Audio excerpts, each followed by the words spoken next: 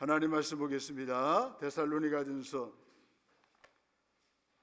4장 13절로 18절을 보시겠습니다. 신약성경 332쪽입니다. 데살로니가전서 4장 13절로 18절까지 교도하실 때 살아계신 주님의 음성을 들으시는 이 시간 되시길 바랍니다.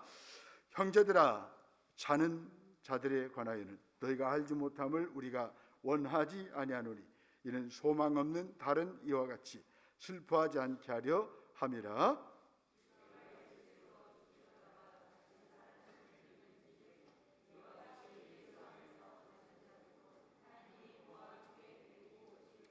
우리가 주의 말씀으로 너희에게 이것을 말하노니 주께서 강림하실 때까지 우리 남아 있는 자도 자는 자보다 결코 앞서지 못하리라.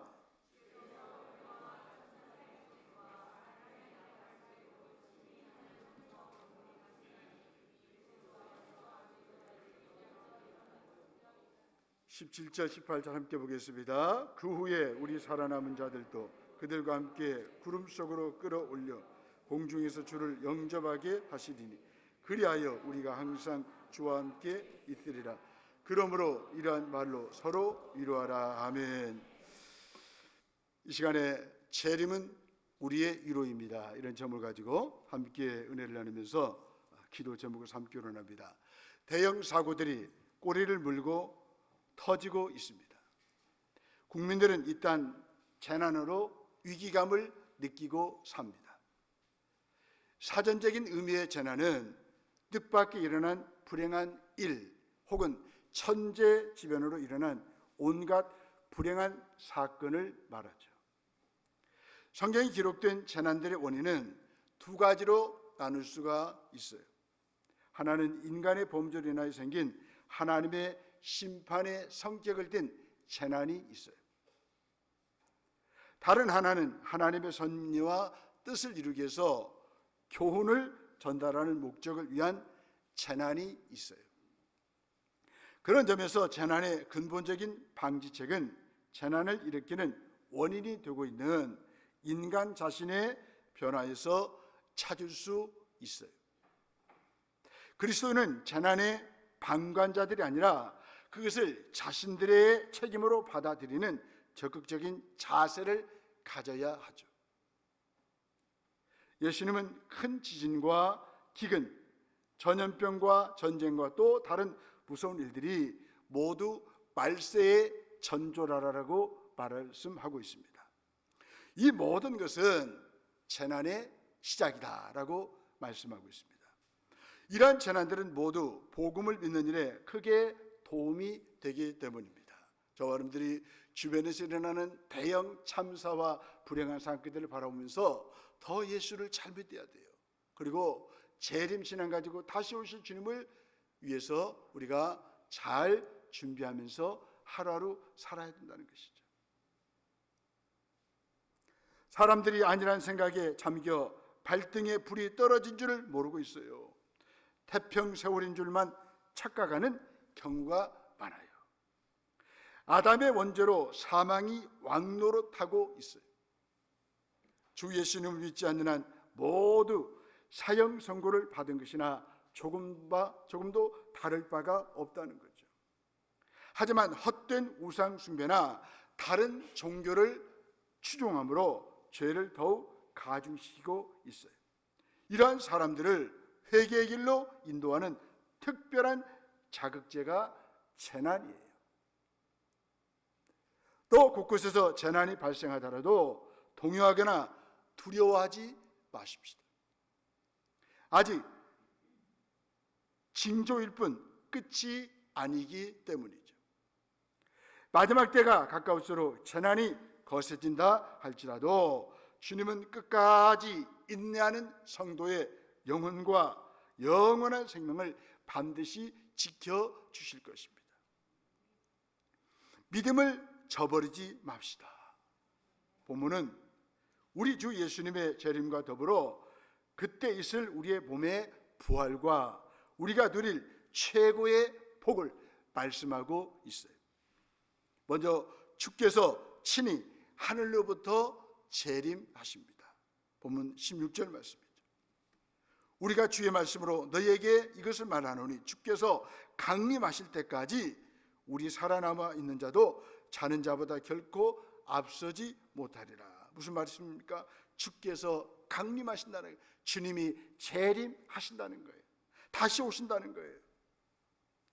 데살로니가 교회 성도 중에는 먼저 죽은 형제들이 주의 재림에 참여하지 못하게 될까 봐 염려하는 자들이 있었어요.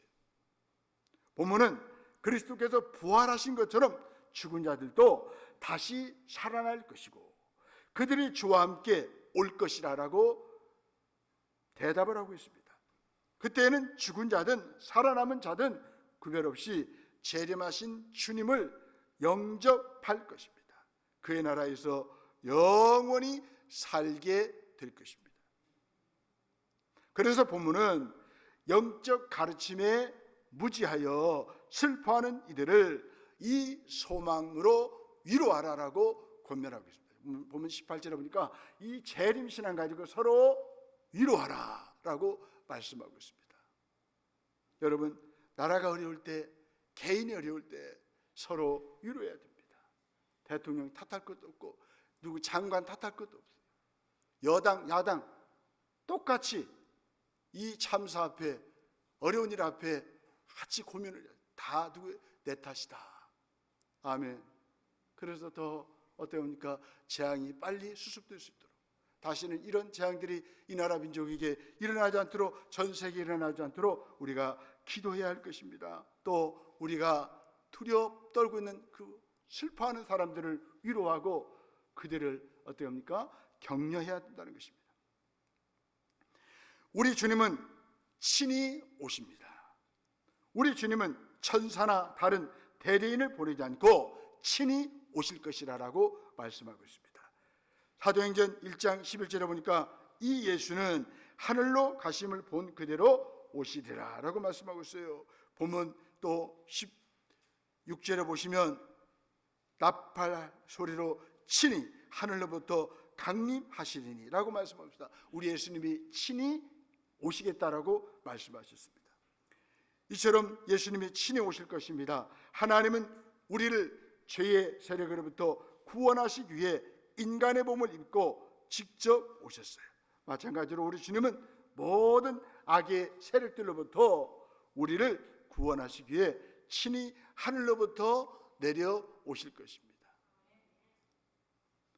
이사야 64장 1절로 말씀합니다. 하늘을 가르고 강림하실 것이요. 주께서 재림하실 때 세 가지 놀라운 현상이 동반할 것입니다. 그 현상은 곧 주님의 호령이 있습니다. 그런가 하면 천사장의 소리가 있습니다. 또 하나님의 나팔이 있어요. 먼저 우리 주님이 하늘에서부터 오실 때 큰 호령이 있을 것입니다. 우리 주님께서는 하늘에서 내려오시면서 큰 소리로 명령하실 것입니다. 명령 내용이 무엇입니까? 주님의 명령은 죽은 자를 살리라라고 하는 명령입니다. 우리는 이 명령을 듣고 벌떡 일어날 것입니다. 언젠가 무덤에서 나오라는 주의 음성을 들으면 영광스러운 몸을 가지고 일어나게 될 것입니다. 이런 신앙을 저와 여러분들이 가져야 된다는 거예요. 주님의 호령 다음에는 천사장의 소리가 뒤따릅니다. 천사장은 크게 소리칠 것입니다. 주님의 명령을 반복할 것입니다. 천사들은 땅끝까지 다니며 택함 받은 자들을 사방에서 모을 것입니다. 우리 주님이 다시 오실 때 하나님의 나팔이 천지를 진동할 것입니다. 이 소리는 죽은 자들을 불러 일으킬 것입니다. 마태복음 24장 31절은 이렇게 말씀하십니다. 그가 큰 나팔 소리와 함께 천사들을 보내리니 그들이 그의 택하신 자들을 하늘 이 끝에서 저 끝까지 사방에서 모으리라. 이처럼 우리 주님이 천둥과 같은 목소리로 호령하시면 천사장이 크게 소리를 지르죠. 하나님의 나팔이 천지를 진동하며 울려 퍼질 것입니다. 이때 죽은 자들이 무덤에서 벌떡 일어나게 될 것입니다. 주님이 재림하시면 이런 일들이 일어나는 거예요. 그래서 우리가 예수를 믿는 거예요. 나를 위해서 죽으시고 부활하신 예수님, 나의 구세주와 인생의 주인인 것을 마음으로 믿고 입으로 시인하면 우리 주님 오실 때 우리는 신령한 몸, 영광스러운 몸으로 변화될 거예요. 아이고, 우리 주님 오실 때 늙은 피부가 있으면 어떻게 잡티가 많아요. 걱정할 거 하나도 없어요. 주님 만날 때는 아무튼 바짝바짝 빛나는 영광스러운 모습으로 하나님을 대면하시는 그런 모습으로 바뀌어요. 아멘. 그러니까 피부가 안 좋다고 자꾸 불평하지 마요. 추수감사를 맞이해서 피부가 안 좋아도 할렐루야 감사합니다. 우리 주님 오시면 마사지 해주셔서 아주 이쁜 피부, 영광스러운 피부로 바꾸실 테니까 그때까지 조금만 더 감사하면서 지내셔요. 여기 해도 떠나요. 예? 그죠? 그러니까 주님 오셔야 이 잡티들이 다 없어져요. 저도요, 어릴 때부터 죽은 깨가 많아갖고 얼마나 고민했는지 몰라요. 내가 이놈의 죽은 깨를 누가 줬다냐. 누가 줘요? 하나님의 선물이지. 그냥 어느 날 순간 은혜 받으니까 깨달으더라고요. 죽은 깨도 하나님의 선물이다. 날마다 나는 그냥 깨가 쏟아지는 인생을 살아요. 막 얼마나 감사한지 모르겠어요. 검은 깨, 막 늘 감사합니다 했더니 요새 깨가 없어졌어요. 조금 이제 없어져. 감사하지. 근데 주님 오시면 완전히 없어져 버려요. 그래서 재림신앙 가지면 걱정을 하나도 없어요. 아이고, 어떤 사람 코가 이렇게 생겼대. 걱정을 하나도 없으니까 코가 그때는 정상으로 올라가고, 아무튼 주님 모시는 가장 아름다운 모습으로 가거든요. 아이고, 탈모 때문에 걱정을 하나 없어요. 주님 오시면 머리카락 영광스러운 모습으로 변화가 되니까, 아이고, 키가 작아서 걱정할 거 없다니까. 주님 오시면 주님과 대면하시는 몸으로 변화가 되는 거예요. 아이고, 키가 큰 것도 걱정하는 사람이 있더라고. 커도 걱정 없어요. 주님 오시면 재림 때 만나면 우리 주님 만나는 지장 없도록 하나님께 다 변화시켜 주셔요. 추수감사절 맞이해서 이 재림 신앙을 우리가 회복하셔야 돼요. 회복하시고 감사가 회복돼야 됩니다. 아멘. 모든 죽은 자들이 다 일어나죠. 그런데 오직 그리스도 안에서 죽은 자들만 먼저 일어날 것이다 라고 말씀하고 있습니다. 17절에는 죽은 자들의 부활 다음에 일어날 세 가지 사건을 기록하고 있어요. 먼저 그 후에 우리 살아남은 자들도 그들과 함께 구름 속으로 끌어올릴 거라라고 말씀하고 있습니다. 끌어올려갑니다. 우리 주님이 재림하실 때 두 부류의 믿는 사람들이 있을 것입니다. 한 부류는 이미 죽은 자들이고 다른 한 부류는 죽지 않고 이 땅에서 살아남은 자들이 있어요. 우리 주님이 다시 오실 때 이미 죽은 자들이 먼저 무덤에서 일어납니다. 그 다음에 이 땅에 살아남아있는 그리스도인들이 부활한 자들과 함께 구름 속으로 끌어올려 갈 것입니다. 그래서 우리가 이 땅에서 이제 예수 믿다가 보면 주님 오실 때 보면 우리가 어떻습니까? 구름 속으로 끌어올려지는 그런 복을 받게 돼요. 17절에 보시면 그 후에 우리 살아남은 자들도 그들과 함께 어떻게 했어요? 구름 속으로 끌어올려라고 말했어요. 공중에서 누구를 만나요? 주님을 영접하게 되는 거예요. 아멘. 우리는 감사할 것도 많아. 추수감사절 때 감사할 것이 뭐라고요? 재림하시는 그 주님을 우리가 만나게 될 것이 감사해요. 영접. 아멘. 얼마나 감사해요.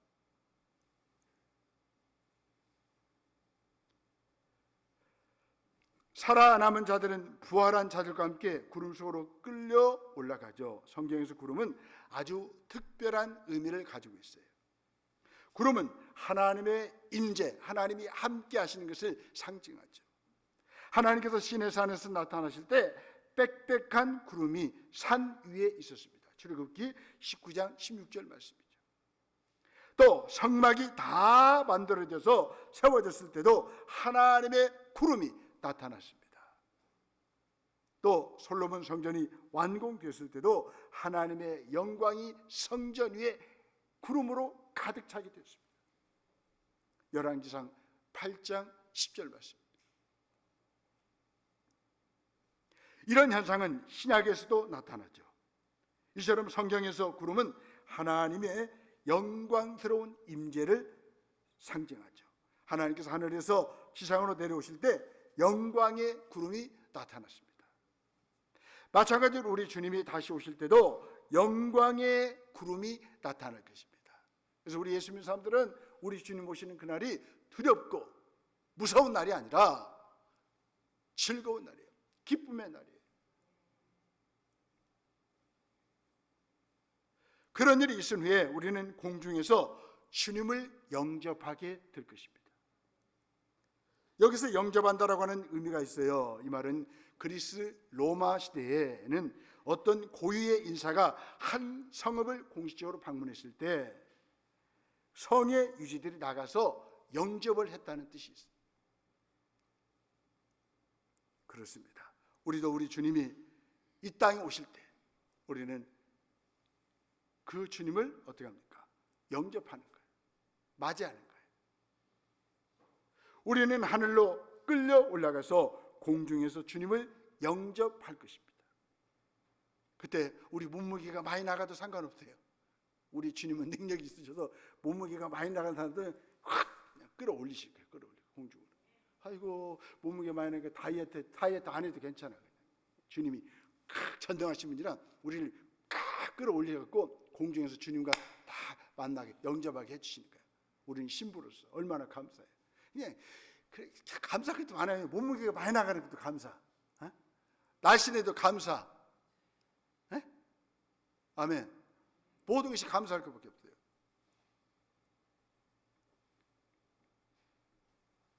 그런 후에 우리는 어떻게 합니까? 주님과 함께 영원히 살아요.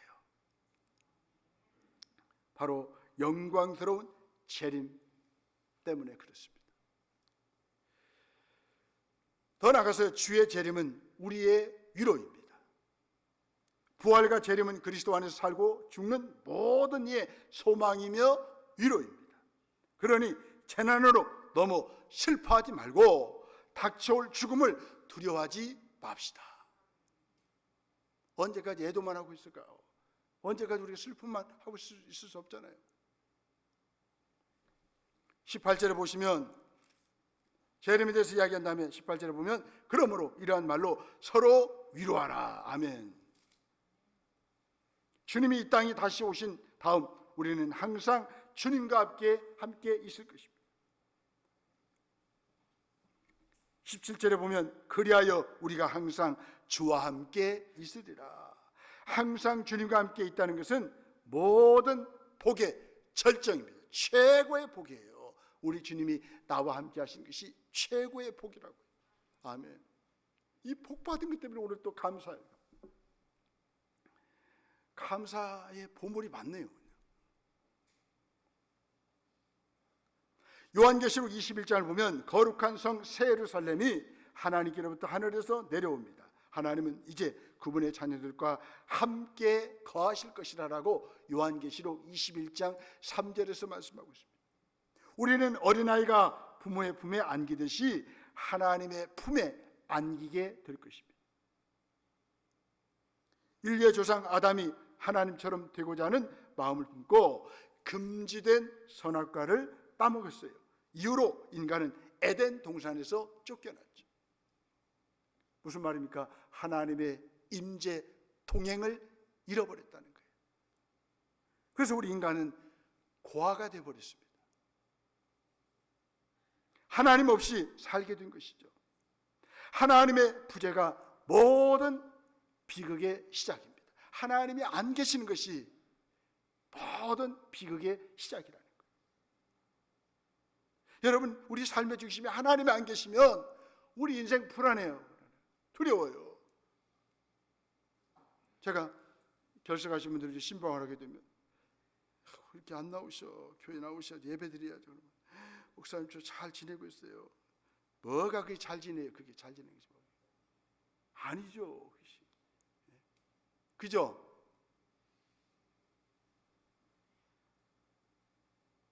여러분, 우리 하나님이 안 계시면, 하나님의 임재가 없으면 우리 인생 힘들어지는 거예요.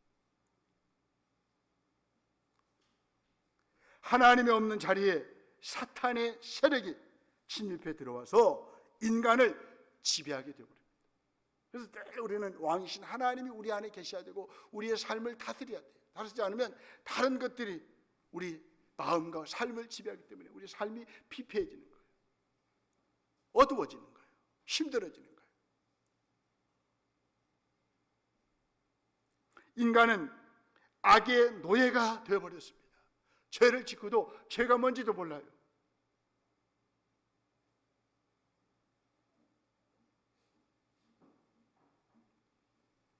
그 결과 이 세상에는 탐욕, 이기주의, 힘의 지배, 갈등, 대결, 폭력, 전쟁이 난무하게 되었습니다.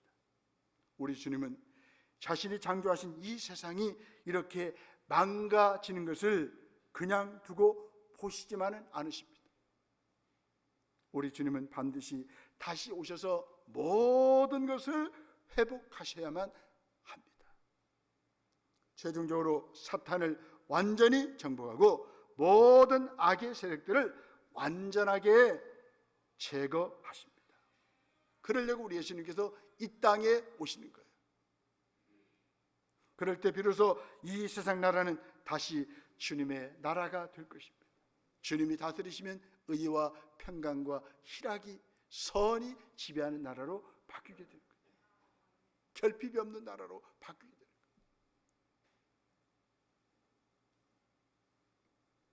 다시 한번 하나님의 임재가 온전히 회복될 것입니다. 온 세상이 하나님의 영광으로 가득한 성전이 될 것입니다.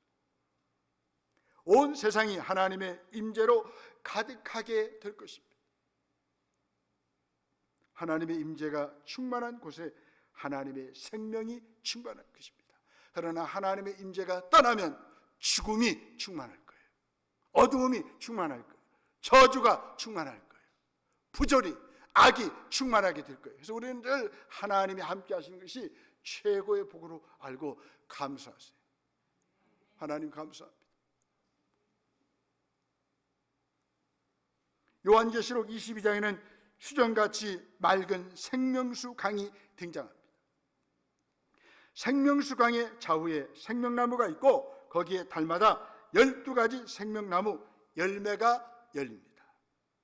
처음 에덴 동산에 있었던 생명나무와 그 나무의 열매가 다시 등장합니다. 영광스러운 에덴 동산을 하나님이 회복시켜 주시는 거예요. 새 에덴의 은혜를 우리에게 주시는 거예요. 이제 온 땅은 에덴 동산처럼 될 것입니다. 이사야 35장에 보니 황량한 사막에 강이 흐르고 사막은 꽃으로 가득 덮여질 것입니다. 이사야 11장에 보면 사자와 어린 양이 함께 살고요, 어린아이가 독사의 굴에 손을 넣어도 물지 않고 죽지 않는 이런 나라가 천국입니다. 새 에덴 동산을 하나님께서 우리에게 허락해 주시는 거예요. 그래서 더 이상 해함과 상함과 이 비참한 재난이 없는 그 나라가 바로 천국이라는 거예요. 이런 무시무시한 재난을 겪으면서 참사를 겪으면서 우리는 예수를 믿을 수밖에 없고요, 그 다음에 더 새 하늘과 새 땅에 우리 마음을 두면서 살아가야 된다 그 말이죠. 남 탓할 것 없어요. 이런 큰 어려움을 겪을 때마다 우리는 이 땅은 어쩔 수 없이 이런 참사가 계속 일어날 거예요. 감염병이 많이 이 땅에 나타날 거예요. 우리 예수님 말씀하셨잖아요. 재림하시기 전에 전염병이 온 나라에 퍼지게 될 것을 말씀하셨어요. 전쟁이 있을 것을 말씀하셨어요. 이럴 때 우리는 어떻게 해야 되겠습니까?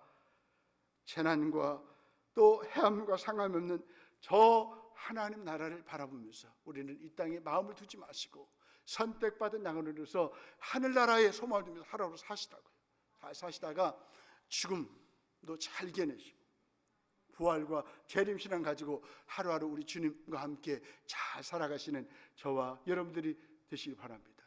잘 살아보세요. 그런 노래도 있잖아. 우리 예수님 안에서 잘 살아야지. 믿음 가지고 맨날 돈만 벌는 거 잘 사는 것이 아니고 예수 잘 믿는 것이 잘 사는 거예요. 아멘.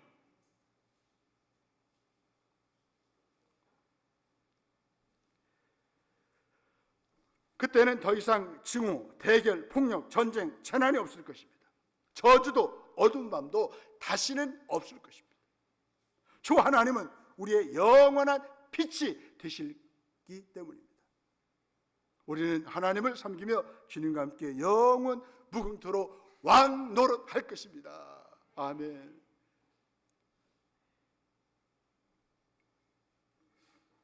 성도는 그 영광이 나를 기다립니다.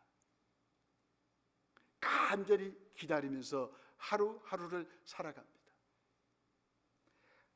한때 현대인들은 이 세상이 좋아질수록 우리가 더욱 행복해지리라고 생각을 했어요. 하지만 그것은 잘못된 생각이었습니다. 사람은 갈수록 더 이기적이고 악해져 갑니다. 더는 이 세상에 희망을 가질 수가 없어요. 그래서 하나님께서 이번 사건을 통해서 그걸 깨닫게 하시는 거예요. 이 땅에 재난이 일어났을 때는 반드시 하나님 우리를 깨닫게 하시는 거예요. 얘들아, 이 땅에 희망을 두지 마. 내가 희망의 주야. 내가 소망의 주야. 나한테 마음을 둬야 돼. 이걸 하나님께서 깨닫게 하시는 거예요. 우리 나라를 보십시오. 좌우 이념 대결이 갈수록 심해지고 있어요. 서로 물어뜯고 있어요. 국제적으로도 나라와 민족들의 대결이 심해지고 있어요. 미친 푸틴이 저렇게 이상한 망상을 하려고 있어요. 인간의 끝없는 이기심과 탐욕과 지배욕이 집단화되고 있어요. 물질 문명 때문에 인간의 정신과 영혼이 갈수록 더 심각하게 파괴될 것입니다. 애들도 맨 밥만 먹으면 스마트폰 쳐다봐요. 스마트폰 쳐다보니 뇌가 굳어져 버려요. 뇌가 파괴되는 거예요. 애들이 스마트폰 줘. 그러면 성경 주세요. 성경 읽어봐. 성경 읽어줘. 성경. 죄송한데요. 아이들이 스마트폰 너무 가까이 하면요, 뇌가 굳어져요. 파괴되는 거예요. 우리의 영혼이 망가지는 거예요. 환경 파괴와 기후 변화는 너무나 큰 재난의 모습으로 우리에게 다가오고 있어요. 사랑하는 성도 여러분, 이 모든 문제에 대한 해답은 우리 인간들에게 없다는 거예요. 이 세상에 없다는 거예요. 오직 우리 주님이 재림하셔야만 모든 문제가 해결될 것입니다. 주님의 재림은 우리의 위로예요. 주님이 재림하신다는 것이 우리에게 기쁨이에요. 우리에게 위로예요. 소망이에요.